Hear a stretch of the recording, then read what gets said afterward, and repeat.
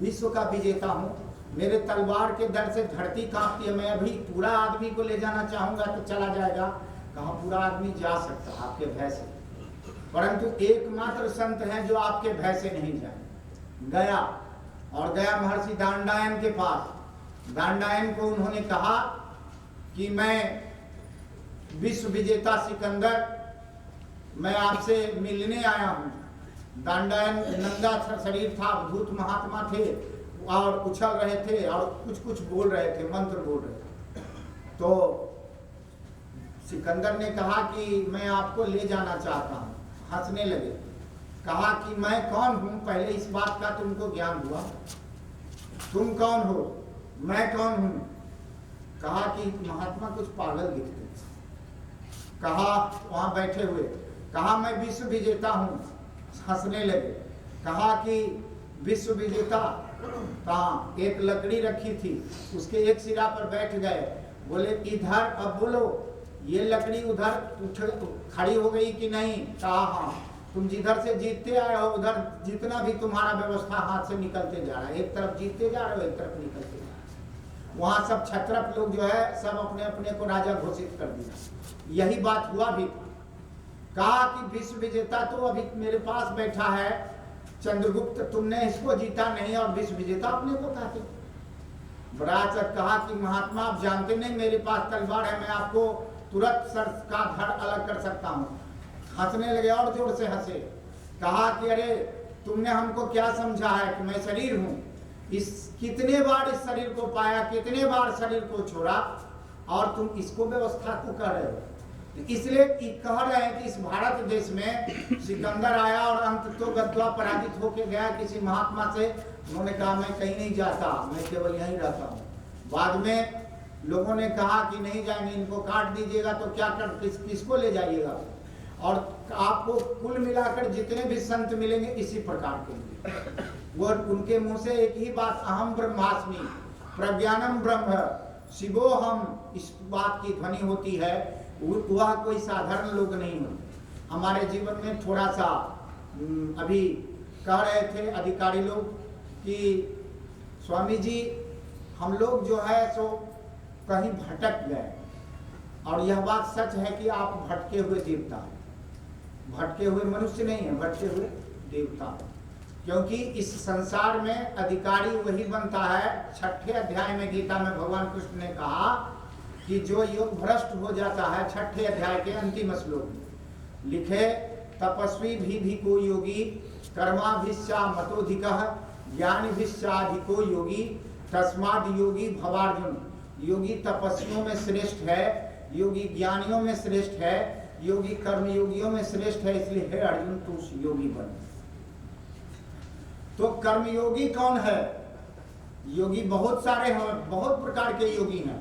तो कर्मयोगी में अगर हम किसी का स्थान देते हैं, भारतीय सेना को, भारतीय रिजर्व पुलिस बल को, इसको कर्मयोगी कहा जाता है। इसको कोई प्रकार की आप किसी प्रकार से मेरे से कम नहीं है। इसलिए मैं अपने को गिरा करके भी मैं समझता हूं कि मैं एक ऐसे देवता का दर्शन करने जा रहा हूं जो हो सकता है खाने पीने के नाम पर कुछ पैसा लेता हो, परंतु उसका परिवार है, वो पैसा नहीं लेगा तो कैसे चलेगा। परंतु माता और मातृभूमि की रक्षा करने का अगर आप दिन रात नहीं जागते होते तो योगी लोग तपस्वी नहीं हुए होते।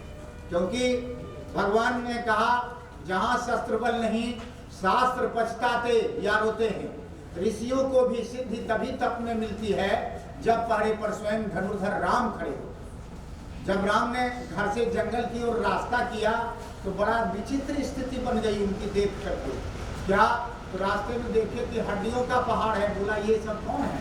कहा ये सब ऋषि मुनियों का हड्डियां हैं। कहा कैसे हुआ? तो इसको राक्षसों ने खा डाला। कहा खा डाला? कहा? तो इन्होंने कुछ नहीं किया। कहा क्या करते? ये तो तपा साधना करने के लिए जंगल आए थे, उसको भी इसने नहीं छोड़ा। कहा उसी को देखकर उन्होंने कहा कि सकल मुनि के आश्रम में जाए सुख दिन, और कहा कि जब तक निश्चरहीन कराऊं वहीं भुज उठाए पड़े। उनको प्रण करना पड़ा कि मैं एक निशाचर विहीन कर दूंगा इस पृथ्वी को, तभी मैं असली नायक कहलाऊंगा, असली राजा कहलाऊंगा। अब आप सोचिए कि यदि राम न होते तो ऋषि मुनि कहाँ जाते, चिंतन कीजिए। तो आप राम हैं, आप राम की श्रृंखला के कड़ी हैं, आप कोई साधारण व्यक्ति नहीं हैं, आप वहाँ हैं, लेकिन आप अपने स्तर को भूल गए। आप कोई भटका हुआ। एक बार एक शेर का बच्चा बचपन में छोटा सा जन्मा और चला गया बकरी के झुंड में।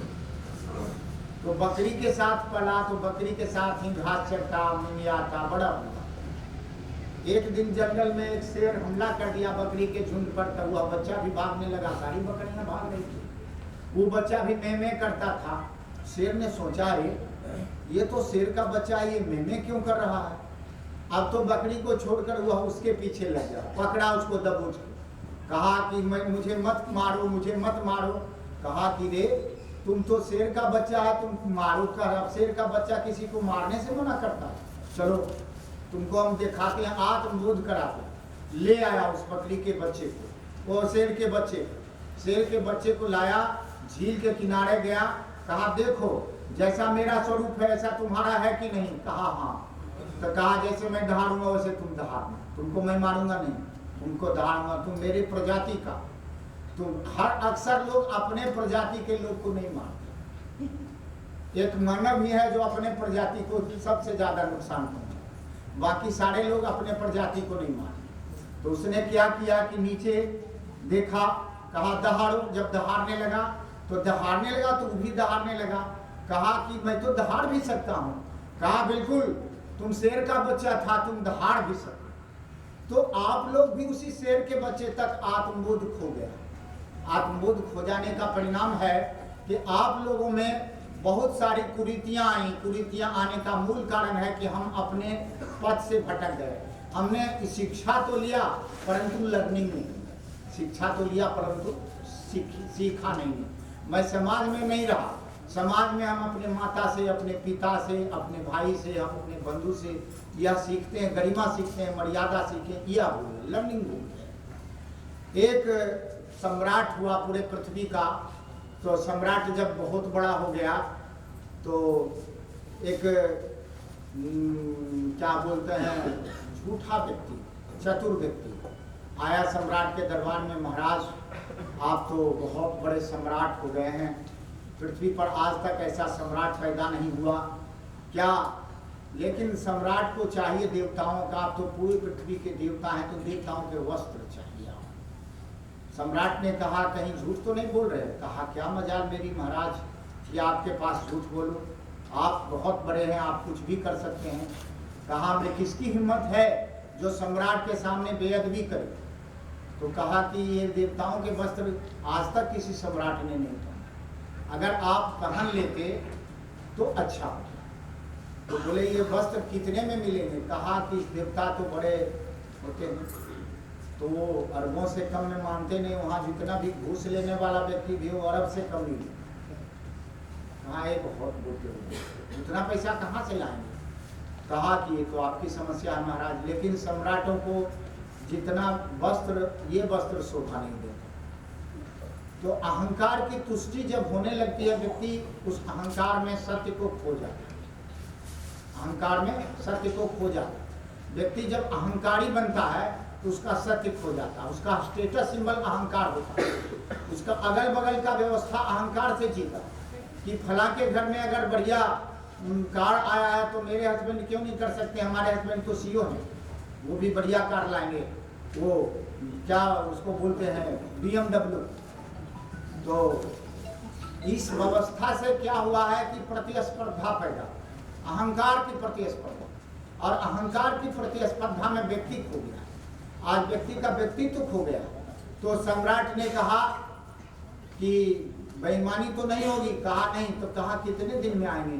कहा महाराज स्वर्ग बहुत दूर है, स्वर्ग से देवता रहते हैं, स्वर्ग जाने आने में 6 महीना तो लग ही जाए। कहा बहुत अच्छी बात है। तो उनको रोज पैसा दिया जाने लगा कि आज स्वर्ग के दूत से मिलना, आज वो मिलना है। मंत्री ने कहा, वजीर ने कहा महाराज ये कोई फ्रॉड व्यक्ति मालूम होता है और फ्रॉड के चक्कर में आप कहाँ फंस रहे। तो राजा ने सोचा, मंत्री अक्सर अच्छा सलाह देते हैं, क्योंकि मंत्री काफी नीचे से चल करके ऊपर पहुंचा हुआ व्यक्ति होता है। राजा तो एक बार ही आया है, एक बार ही आया है, तो उसे तो कुछ पता नहीं रहता कि ये मंत्री सलाह अक्सर देते। तो अक्सर छोटे अधिकारी जो हैं नीचे से चल के गए हैं, बड़े अधिकारी को ऊंचा अच्छा सलाह दिया। परंतु अच्छे अधिकारी जो है सोचते हैं कि हमारा इतना नाम है, ये कैसे गड़बड़ कर सकता। उन्होंने कहा कि ठीक है, थोड़ा देख लेते हैं, और पैसा उसको हो गया, क्या बोलते हैं उनको, मंत्री जी को अलॉट हो गया, जो कोषाध्यक्ष होते हैं, कोष विभाग के मंत्री, वित्त मंत्री। तो वित्त मंत्री को कहा गया कि जितना पैसा भी मांगे देते जाए। वो अनर्गल पैसा मांगते जा रहा, देते जा रहे हैं। 6 महीना में 3 दिन जब रहा तो इनका हाउस गार्ड गया, उसको अपने अंदर घेरे में लिया, कहा कि अब वो भाग सकता, क्योंकि ये 6 महीना तक तो हमको मरला भाग सकता है, इसलिए इसको अंडर अरेस्ट करो। लेकिन इनके सोचने के विपरीत वो भागता नहीं, बड़ा आराम से सोता था। गार्ड ने कहा, अरे यार क्यों मरने पर उतारू हो, तुम कहीं जाते आते नहीं हो, कहते हो स्वर्ग से लाते हैं कपड़े, तुम जाते आते क्यों। कहा ये हमारा समस्या है, आपको जो काम मिला आप बखूबी निर्वाह कीजिए, आप हमारे हाउस पर रहिए गार्ड में। तीसरे दिन जब 3 दिन बचा था, तीसरे दिन बाजार निकला, बड़े अच्छे मतलब रंगीन पेंट किया हुआ पीतल के, खूब बढ़िया 2-4 आदमी से मिला के बहुत बड़ा बॉक्स लाया, और बॉक्स ला करके एन बॉक्स पर जब समय आया, आज उसको उपस्थित होना था, तो महाराज को पूरा मैदान में, मेला ग्राउंड में भीड़ लगाया गया, राज्य के लोगों को बुलाया गया।